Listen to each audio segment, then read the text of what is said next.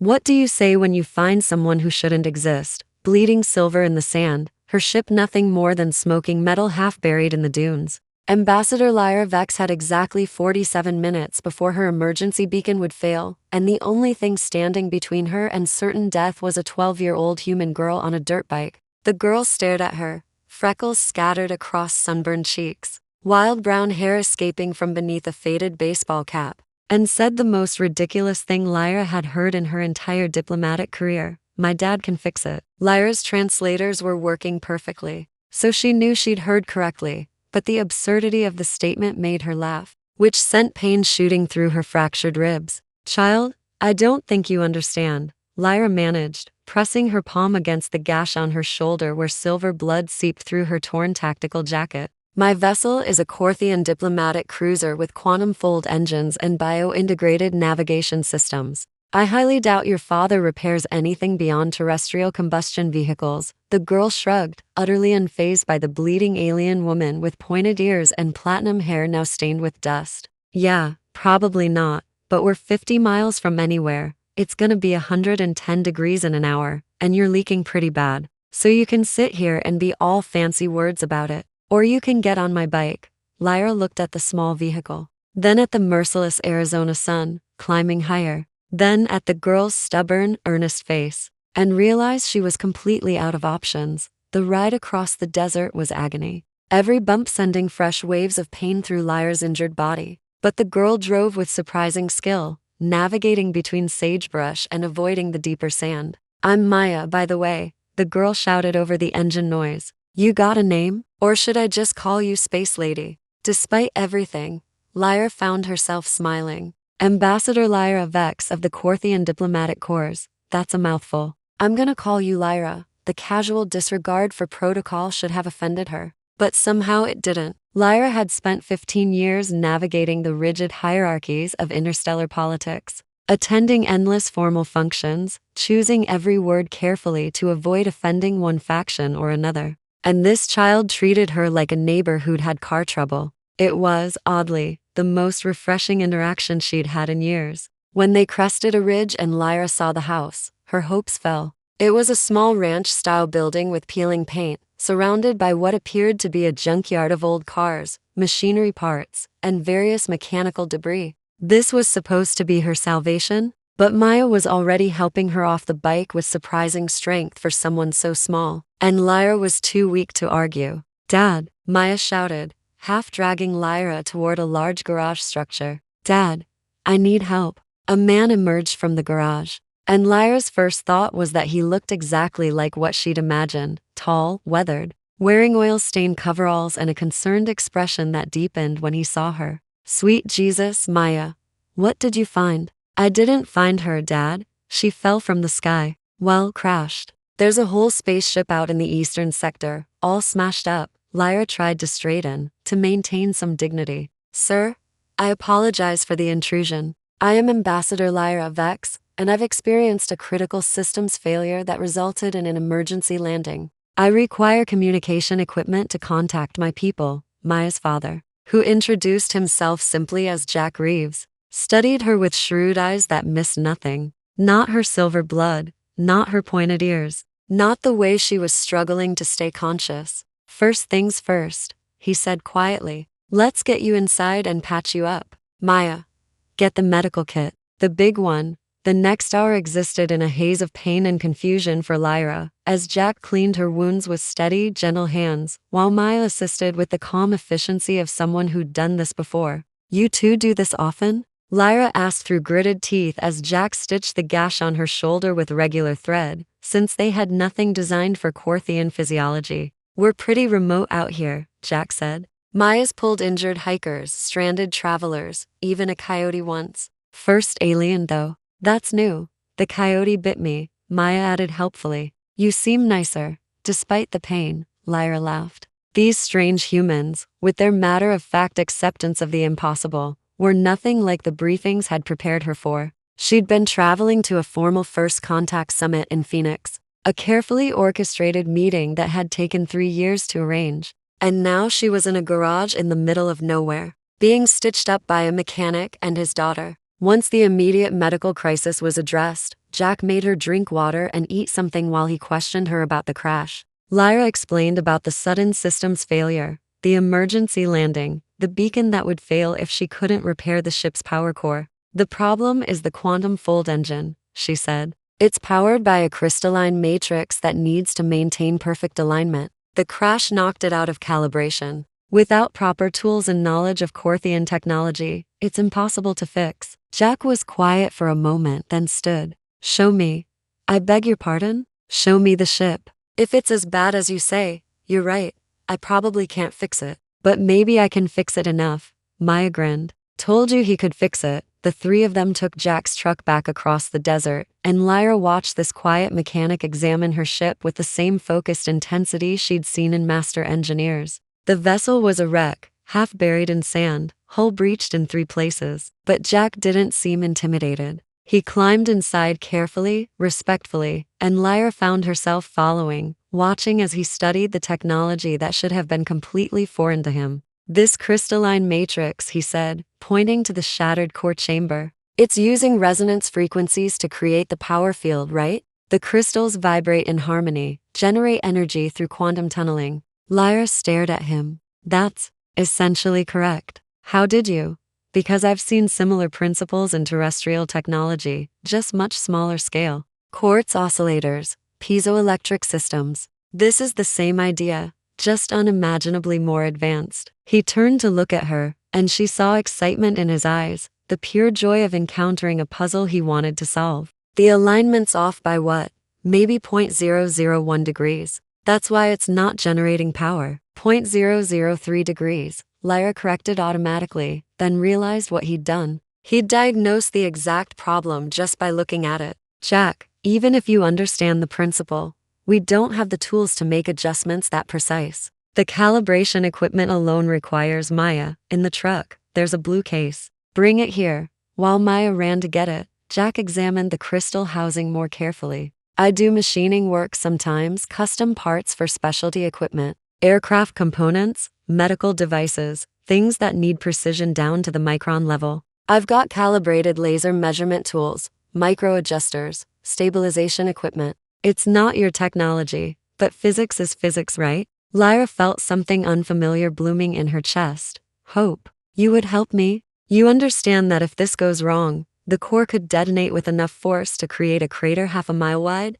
Jack smiled. Then let's make sure it doesn't go wrong. For the next 6 hours, Lyra worked alongside Jack and Maya in the cramped, damaged ship, and it was the most extraordinary collaboration of her life. Jack's hands were steady and precise as they used his terrestrial tools to make microscopic adjustments to alien technology, while Lyra guided him through the complex calculations. And Maya surprised them both by catching a mathematical error that would have thrown off the entire calibration. You're good at this, Lyra told the girl, as they recalculated the resonance frequencies. Do you study mathematics? Maya shrugged. Dad homeschools me. We do a lot of math because he says it's the language of how things work. Your father is correct, Lyra said, and found herself wondering about these two, living alone in the desert. This brilliant man teaching his daughter in solitude. Later, during a break while they waited for a component to cool, she asked Jack directly, why are you out here? A man with your skills, your intelligence, you could work anywhere.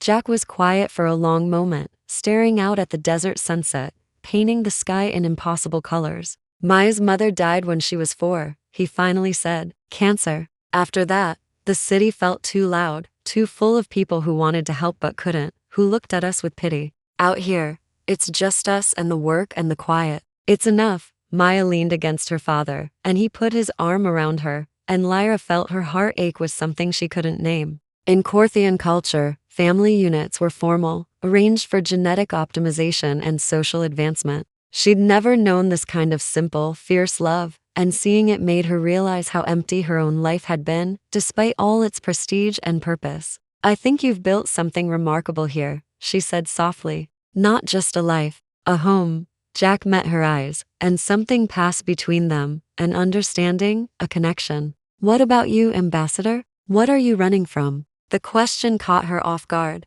I'm not running. I'm serving my people. Same thing sometimes. The words haunted her as they worked into the night, carefully, painstakingly bringing the power core back online. Was she running? She devoted her entire life to diplomacy, to being the perfect representative of Corthian interests, never questioning, never stopping to ask if this was what she wanted or just what was expected. She'd never had a home, just a series of diplomatic residences. Never had real friends, just colleagues and contacts. Never had someone look at her the way Jack sometimes did when he thought she wasn't watching. Like she was a person, not a position. When the core finally hummed to life, perfect and stable, the three of them stood in the ship's flickering lights and cheered, exhausted and triumphant. Maya hugged her father, then impulsively hugged Lyra too, and Lyra found herself holding the child close, feeling the warmth of human contact she'd been denying herself for decades. "See?" Maya said, grinning up at her.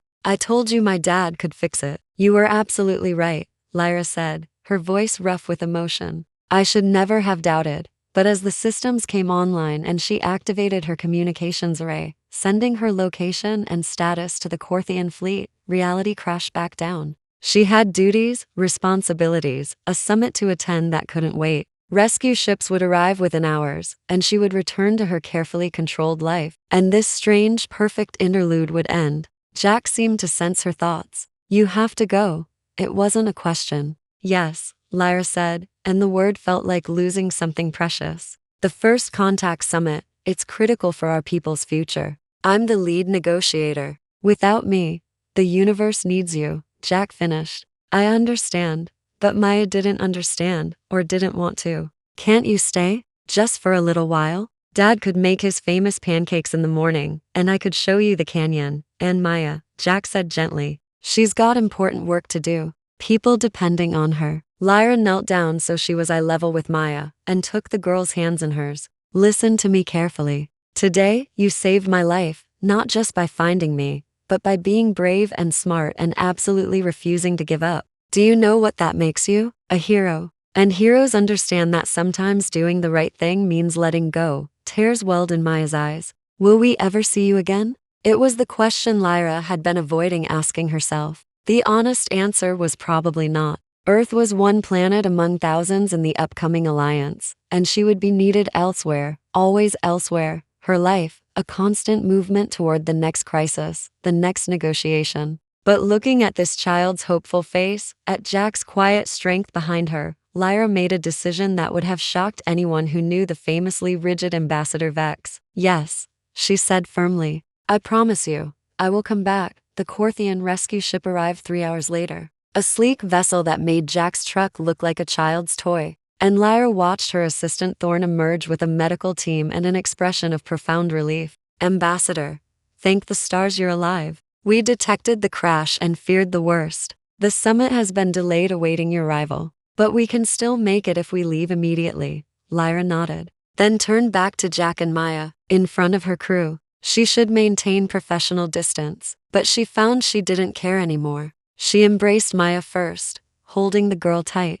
"Be brilliant," she whispered, "and take care of your father." Then she turned to Jack, and the look in his eyes made her breath catch. "I meant what I said," she told him quietly. "I will come back. I don't know when, but I will." Jack reached out and took her hand, and the simple touch sent electricity through her entire body. "We'll be here," he said. "Same place, same junkyard, same impossible problems to solve." She wanted to kiss him, wanted it so badly her entire body ached with it, but that would be too much, too fast, too complicated. Instead, she squeezed his hand, memorizing the feeling of his callous palm against hers, the warmth of human contact, the possibility of something beyond duty. "Thank you," she said, "for fixing more than just my ship." Then she turned and walked toward her rescue vessel, forcing herself not to look back, knowing that if she did, she might not be able to leave. But as the ship lifted off and she watched the small figures of Jack and Maya growing smaller below, she activated her personal comm and made a call she'd never thought she'd make. "This is Ambassador Vex. I need to request a permanent diplomatic posting." "Yes, Earth. Specifically, I want to be the primary liaison for the Arizona sector. I'm aware it's an unusual request, but I believe there are unique opportunities for cultural exchange in that region that I'm particularly qualified to facilitate." Through the viewport, the desert stretched out below, vast and beautiful. And somewhere down there was a small house with peeling paint, where two people had shown her what it meant to connect, to belong, to be more than just a title. She'd spent her whole life fixing problems between civilizations, but Jack and Maya had fixed something in her she hadn't even known was broken. 3 months later, when she returned to that same house in the desert, her diplomatic shuttle, loaded with gifts and a transfer order making her the permanent Earth ambassador, Maya saw her first, and came running, screaming her name with pure joy. Jack emerged from the garage more slowly, but the smile on his face when he saw her was worth every political string she'd pulled, every colleague who'd questioned her judgment. "So," Jack said as she stood there, officially stationed on Earth, her belongings in the shuttle behind her. "I guess you really meant it. I told you," Lyra said, taking his hand like it was the most natural thing in the world. "Your daughter promised you could fix it, and she was right. You fixed everything." Maya grabbed both their hands, linking them together. "Does this mean you're staying? Like, really staying?" Lyra looked at the house, the junkyard, the endless desert sky, and the two people who'd become more important to her than any diplomatic mission. "Yes," she said. "I'm really staying. If you'll have me." Jack pulled her close, and Maya hugged them both. And as the sun set over the Arizona desert, Ambassador Lyra Vex discovered that sometimes the most important diplomatic mission of all is the one that brings you home. The stars would always be there, beautiful and distant, but here on Earth, in this unlikely place, with these remarkable people, she'd found something no amount of interstellar travel could offer: a family, a purpose, and a love that transcended worlds. "Come on," Maya said, dragging them both toward the house. "Dad made his famous pancakes for dinner because I told him you'd probably show up today." "I had a feeling." "You had a feeling?" Jack asked, laughing. "Yeah, because I sent her like 50 messages about pancakes and how great they are," Lyra laughed. The sound free and genuine, and realized she couldn't remember the last time she'd felt this light, this happy, this perfectly, impossibly home. Sometimes the greatest adventures don't take you to distant worlds. Sometimes they bring distant worlds to you, delivered on a dirt bike by a stubborn 12-year-old who refuses to accept that some things can't be fixed. And sometimes the most important words in the universe are the simplest ones: "My dad can fix it," because in the end, that's exactly what happened.